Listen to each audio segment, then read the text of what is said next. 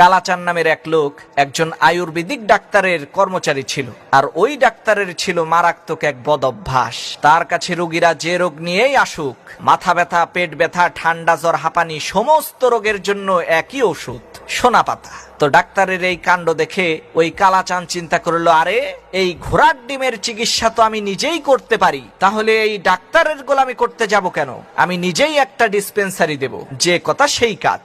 ওই কালাচান বাজারের মধ্যে বিশাল বড় একটা ডিসপেন্সারি খুলে বাইরে সাইনবোর্ড লাগিয়ে দিল, মৃত্যু ব্যাধিত সকল রোগের চিকিৎসা করা হয়। তো রোগীরা আসলেই তাকে সোনা পাতার ঔষধ দিত, রোগী সুস্থ হয়ে যেত। তো একদিন হয়েছে কি, এক লোকের গরু হারাই গেছে। অনেক খোঁজাখুঁজি করেও গরু পাচ্ছে না। তখন সেই লোকটা নিরুপায় হয়ে ওই কালাচানের কাছে এসে বলতেছে, ডাক্তার সাহেব, খুব বিপদে পড়ে আপনার কাছে আইছি, দয়া করে আমার গরুটা বের করে দেন।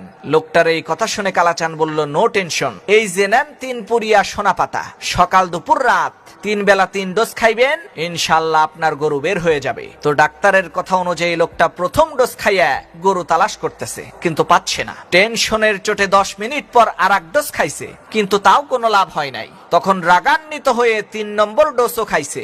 এখন তো যা হওয়ার তাই হলো। অতিরিক্ত পরিমাণে সোনা পাতা খাওয়ার ফলে তৎক্ষণাৎ তার ডায়রিয়া শুরু হয়ে গেল। এখন পেট খালি করার জন্য তো আর জনসম্মুখে বসা যায় না। লোকটা দৌড়ে চলে গেল জঙ্গলের মাঝখানে। আল্লাহর কি কুদরত, লোকটা জঙ্গলের মধ্যে যাওয়ার পরেই সেখানে তার গরুটা পেয়ে গেল। এই তো সারা দেশের মধ্যে খবর ছড়িয়ে পড়লো, আরে ঔষধ দিয়ে গরু বের করছে। কয়েকদিন পর এই কালাচানকে রাজামশাই রাজ দরবারে ডেকে বলছে, ডাক্তার সাহেব, পাশের রাজ্যের সাথে আমাদের যুদ্ধ লেগে গেছে, আপনার তো অনেক গুণগান শুনলাম, এখন আমাদেরকে যুদ্ধে জেতানো লাগবে। তখন ওই কালাচান বলল, আরে নো টেনশন, এইটা কোনো ব্যাপারই না। আগে বলেন আপনার সৈন্য কতজন? কয় যে 20,000। কয় তাহলে মাত্র 5 বস্তা সোনা পাতা লাগবে। এদিকে পাশের রাজ্যের গুপ্তচর এই কথা শুনে পাশের রাজ্যের রাজার কাছে যেয়ে বলল, রাজামশাই, সর্বনাশ হয়ে গেছে। ওই রাজ্যের রাজা তো হাকিম সাহেব নিয়ে আসছে যুদ্ধে জেতানোর জন্য।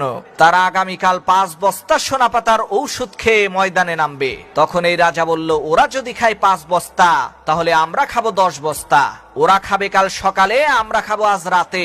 দেখি কিভাবে ওরা যুদ্ধে জিতে। যে কথা সেই কাজ। 10 বস্তা সোনা পাতা খেয়ে ওই রাজ্যের সমস্ত সেনাবাহিনীর পেট খারাপ হয়ে গেল। পরের দিন যুদ্ধের ময়দানে এসে যুদ্ধই করবে না বাথরুম করবে। দেখা গেল বিনা যুদ্ধে ওই কালাচানের সেনাবাহিনী জিতে গেল।